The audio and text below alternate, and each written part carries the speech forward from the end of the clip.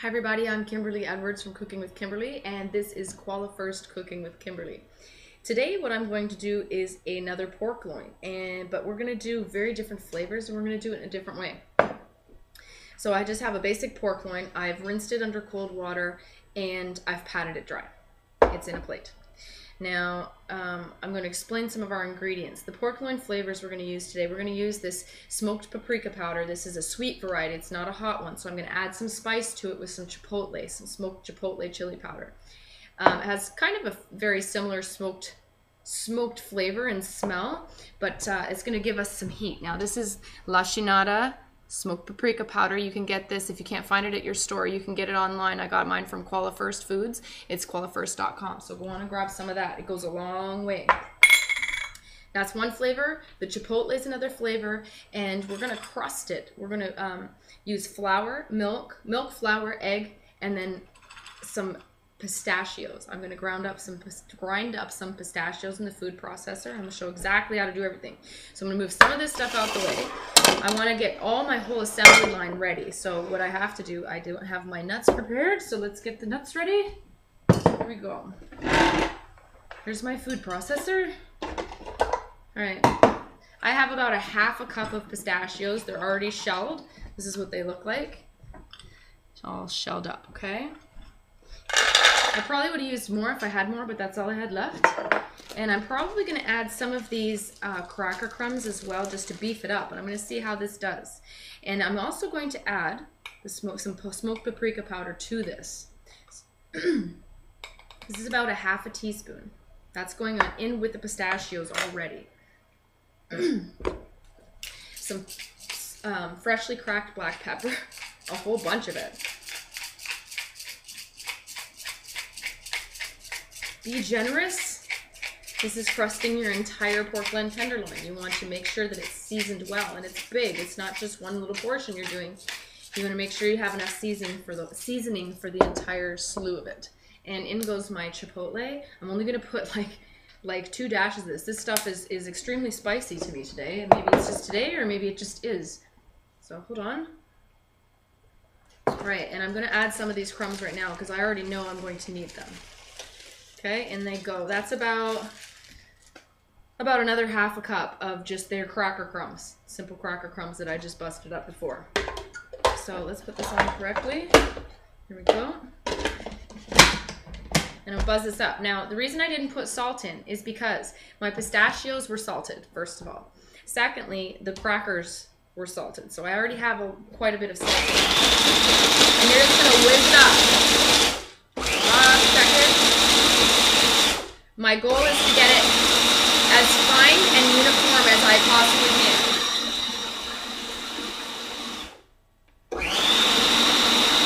can. That's perfect. That looks lovely. Okay, I'm gonna show you these crumbs. They smell awesome, and they go to the bowl. Now this is what they look like. Look how fine grain I got those pistachios. See that? That's exactly what you want. That's going to be beautiful. I'm going to tell you exactly how much this made. Hold on.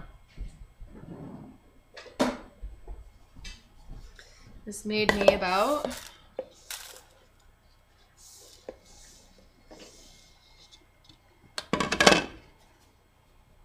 Yep, I was right. So it's about a half a cup of each thing. Okay, so that's 1 cup of crumbs. All right, we can remove our food processor. I'm preheating my oven to 350 degrees because I just want to do this really fast.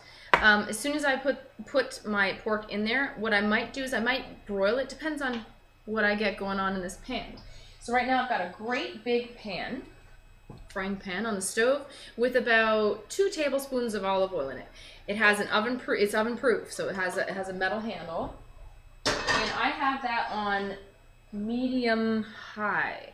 So I want this to cook pretty quickly. I want it to brown up nicely. This is not a very thick cut of meat. Let me show you. I'm gonna have to wash my hands, but let me show you.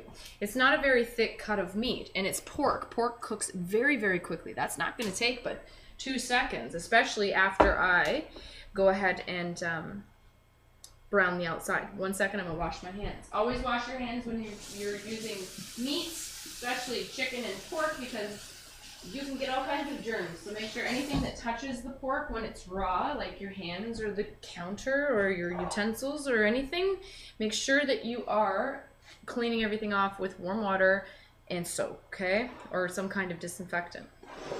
Okay, so here's my assembly line. What's gonna happen here is I'm going to put a little bit of milk in this plate. It's no big deal. I just want to coat it, make it wet, because I already washed it and pat it dry, okay? It was a little bit moist, but no big deal. Next is gonna be the flour. Now my flour I'm gonna season with a little bit more pepper, just because, why not? I'm also probably gonna put a little bit more of this paprika in. Stir that up, okay? Make sure it's all nice and even. So it's gonna go from the milk to the flour to the eggs. Now, I have 1 egg in here. I think that's sufficient for this tenderloin because I'm gonna put a little bit of milk in here as well. Just a tiny bit, just to loosen up this egg. Makes it go a little further. I don't think it's necessary that I use 2 eggs today. So in goes some milk, a couple splash, like a big splash. Again, you're just coating it on the outside. So what you're achieving is wet, dry, wet, dry. And what happens is it makes the dry stick to the wet and it stays on there. If you didn't do it this way, then it's not gonna stick. It's not gonna be good at all, okay? There we go. So now, let's show you what's going on. Again, my frying pan is already preheated and it's gonna go straight in there. So I'm seeing the oil dancing, quote unquote dancing. If it just sits there, it kind of looks like this. It kind of shimmers like how water shimmers. That means it's quite hot. You can also do a test by flicking some water. Let me grab just a thing of water. And if you flick some water in it, it should sizzle. And mine's just popping and sizzling now. So it's a great temperature. So there's no way to get around it, guys. Get your hands dirty. So get that pork loin just coated with that milk. And I'm going to dump it right in here into that flour. Now I use probably, I don't know, 3/4 cup of flour. Again, I have pepper in here and I've got some of that smoked paprika. You want to make sure that it soaks up that milk so you have a nice flour crust on it. There we go. Get it all over every nook and cranny. Make sure. Take your time because this is a very important key step. You're sealing up your meat. You're just going to accomplish a couple goals. It's going to provide some nice flavor and a crust on the outside, but it also is going to keep your meat moist inside by forming that crust. So use your hands. They're already dirty. Go on and get in it. Now this flour looks pink from this paprika powder. It smells amazing. It has a heck of a lot of flavor. If you're looking for a really good bang for your buck in seasoning, that's a great one to choose. It is power-packed of flavor. That whole jar, that whole can I showed you, it was about $5 or $6, I believe. So you're good to go. Okay, here we go. Now I'm dunking it in my egg. Okay, don't let it sit in there too long. You just want to get it soaked over that flour. You don't want to get that flour off of it, and try not to handle it too much with your hands if you can. All right, and into my crumb mixture. Now you want to make sure that the outside of this is completely encrusted with this amazing crumb mixture that I am so excited to try. All right, there we go. So I'm just gonna fry this up, pan fry it in my big frying pan that's been preheating. Just like I do pork chops like this. So I'm kind of using the same, you know how you bread pork chops with crumbs, okay? Hold on, I gotta move some of this stuff. I have all this stuff on my hands, sit tight. Okay, we're going to move these first assembly line pieces. There we go. I need a sous chef, check it out. Okay, so let's finish coating this all up. These cracker crumbs did a nice job. It beefed it up so that I could make the pistachios go a lot further. Okay. This is beautiful. Check this out. Check out how pretty this is. You can see green flecks of color from those pistachios. Pistachios have a green coloring. Okay, now look at this. It's completely breaded. Check it out, right? So this is breaded pork tenderloin. Pistachio and chipotle and smoked paprika. Now, I'm going to put this into the pan. When I do so, I'm going to grab it by that little tiny end. There's a larger end and a smaller end of a tenderloin, okay? Try to stop touching it like I am. So I'm going to put it that way, but I'm also going to, when I put it in the pan, I'm going to put it in away from me. So I'm going to put it in the end, and then I'm going to let it go away from me in the oil, because that's the safe way to do it. If you do it any other way, you could really get burned. Now this frying pan is large enough, wide enough I should say, to hold this pork tenderloin in its entirety. If you don't have a frying pan that can hold your pork tenderloin that big, cut it in half. I know it sucks, but cut it in half, you'll be okay. Still gonna taste awesome. Let me move these, hold on. Wash my hands again because I was touching pork. Now I don't have to touch the raw pork anymore. Now I can hear it sizzling in the pan nicely. I may even turn it up a little bit, and you may have to add a little bit more oil. Thanks for waiting, guys. Okay, let me check on this. I'm gonna add some more oil.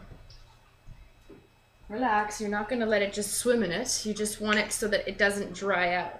And when I add the oil, I'm not going to add it close to the meat. I want to add it on the outsides because it's going to heat up and then come to the meat.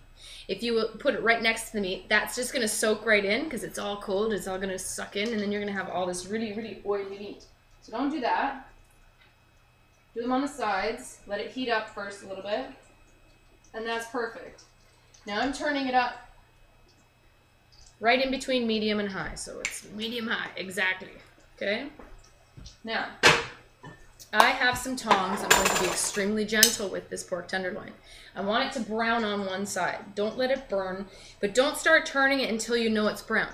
So you're going to grab the little end, you're going to peek underneath and just see if it's brown, okay? Wait a couple minutes. You're going to flip it over on each side. So on the other side, and then it has two smaller sides. You might have to sit there like this. And you want this to go very fast. So you might have to sit there like this and hold it on the one side because it's not going to sit there by itself. And then flip it on the other side to brown it. Then, don't forget I have my oven preheated to 350 degrees.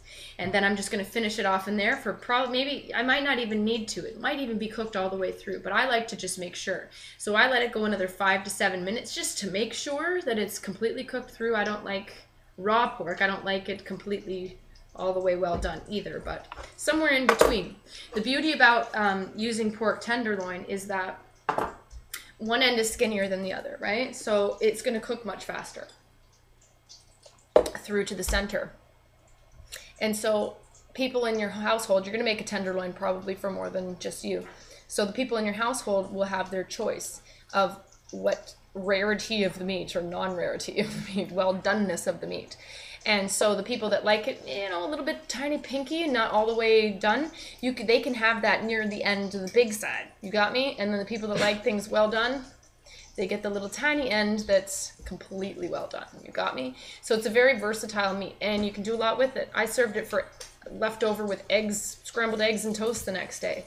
Pork is very versatile in very many ways. I am so excited about this. It's so pretty. If you have guests coming over, this is a really great idea to do.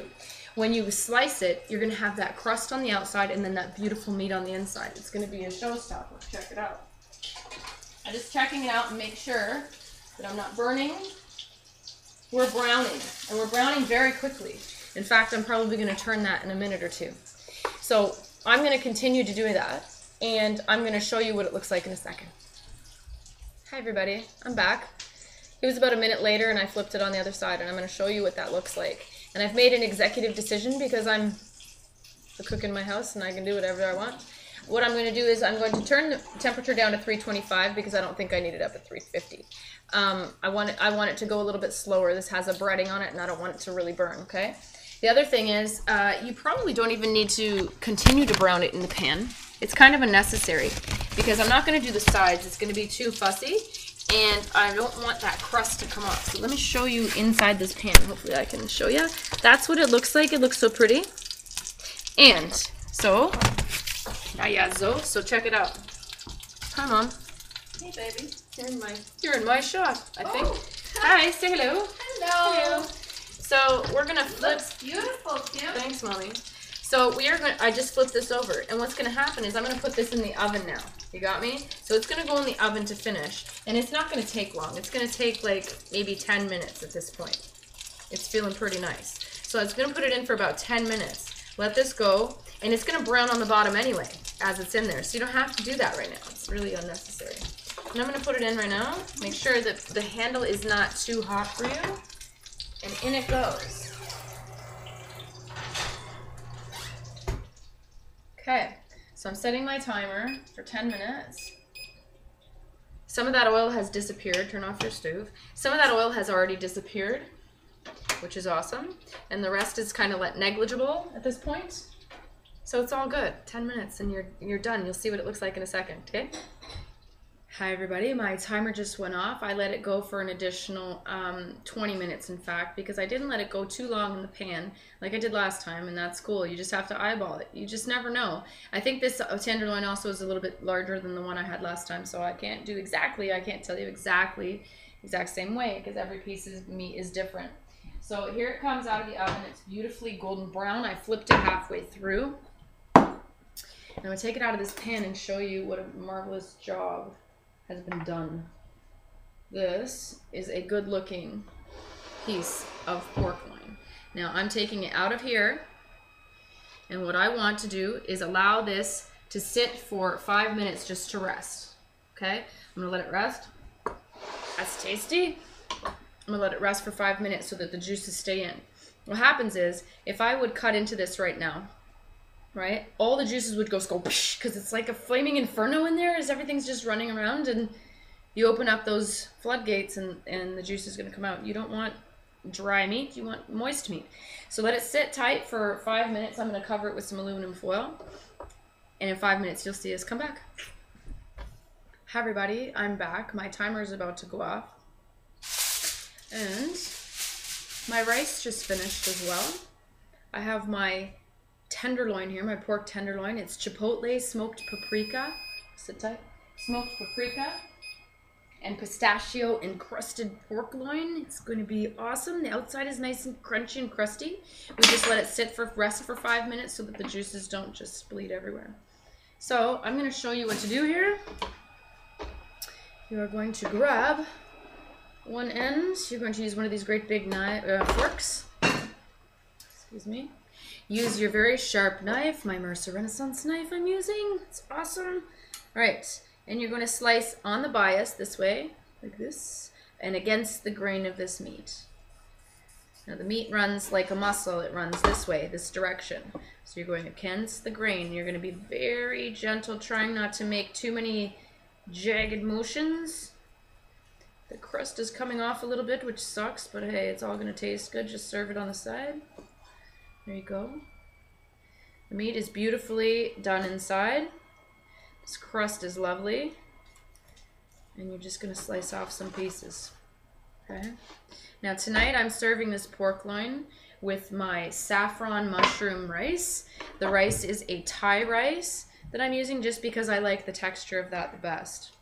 So onto my plate goes this beautiful stuff right here. All that crust. The crust is so delicious you won't even believe it. Right, Mom? Mm-hmm.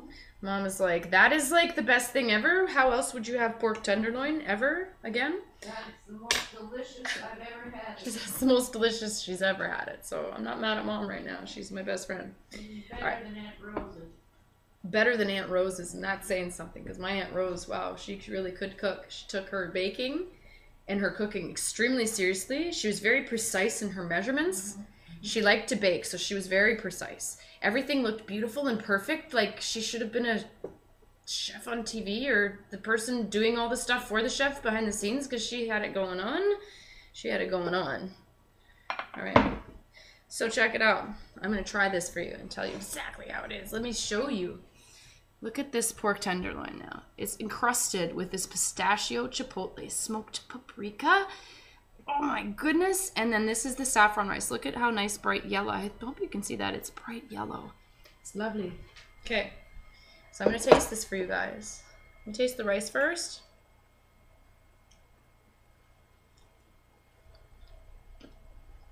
The rice took 12 minutes. Beautiful flavor. That saffron comes through. You can tell it's just something different that you haven't had, you know? And that gray salt is nice in there. You can tell a difference in the salt. I'm not kidding. I mean, salt isn't just salt. Salt has lots of different flavors. Okay, what I'm most excited about is trying this pork tenderloin. Like a real bite of this. Would you like to come try it? Come see. Come see me.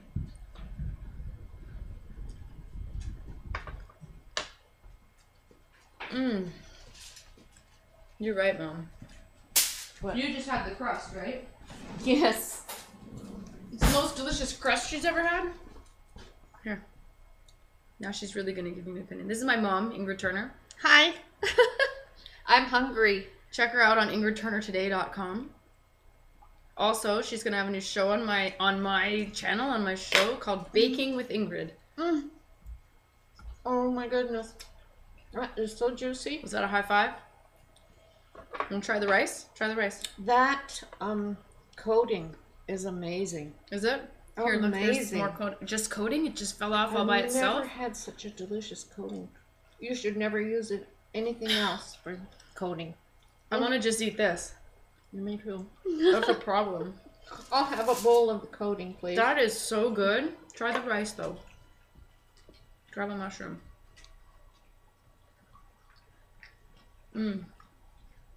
Has to pass the mom test.